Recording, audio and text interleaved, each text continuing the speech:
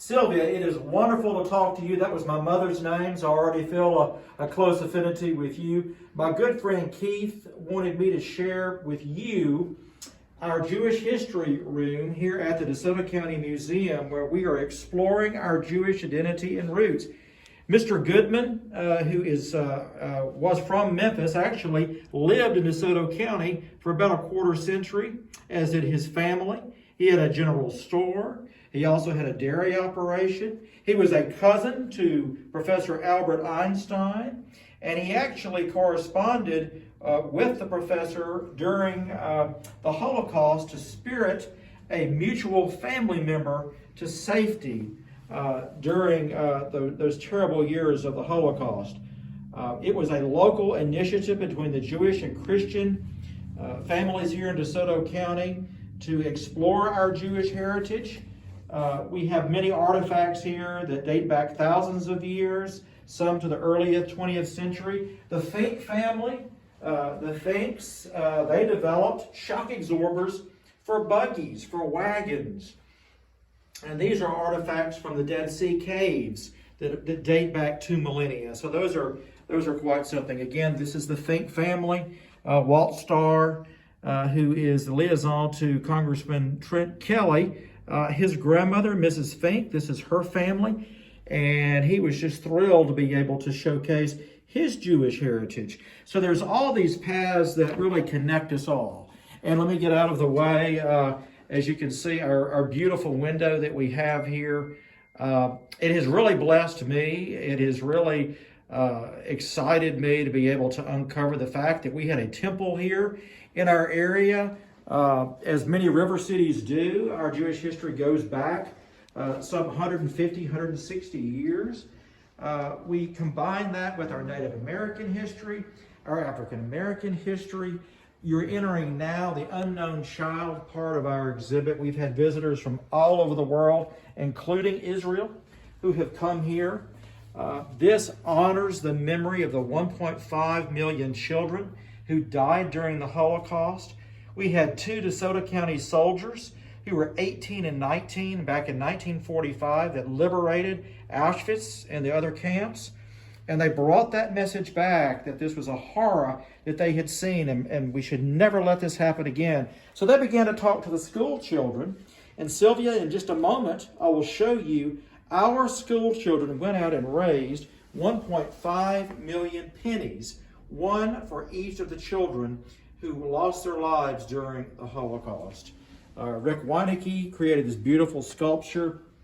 Again, history resonates with the Nuremberg laws, just like the Jim Crow laws in the American South that discriminated against individuals just because of their ethnic identity. So you see there's a semblance between what we've experienced in the South from a civil rights standpoint and the situation of our Jewish friends in Europe and here who encountered bigotry down through the years. We come through Kristallnacht, that terrible night when temples were burned and the Schutz's windows were shattered in 1938. It escalated, of course, the Holocaust, as we know, the senseless murder of our Jewish brothers and sisters is something that haunts many of us. Christians like Dietrich Bonhoeffer did try to speak out. Their voices were not as loud as they should have been. These are the beautiful pennies, of course, that these children went out and raised, and each penny is sacred because it memorializes a child that was lost during the Holocaust. But I invite you and your family to come. We have people from all over the world, Peru, Japan, Argentina, Europe, Germany, who come to see this exhibit here. It is truly a blessing to the Mid-South community, to Mississippi, and to the greater world.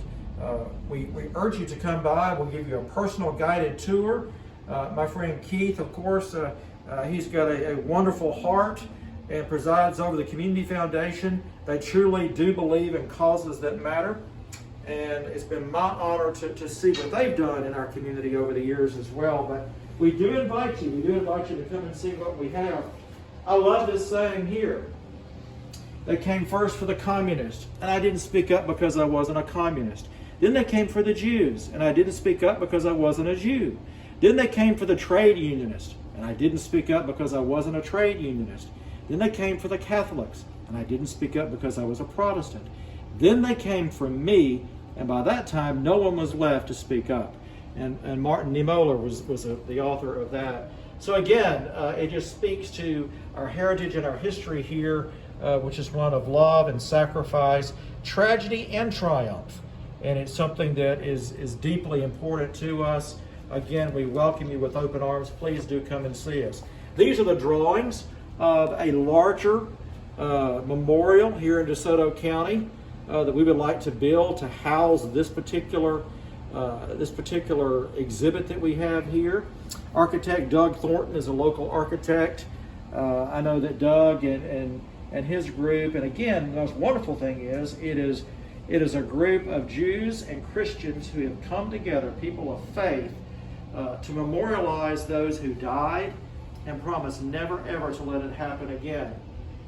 Again, here is Dietrich Bonhoeffer, who was a Lutheran pastor, and he spoke out against the bigotry and the racism.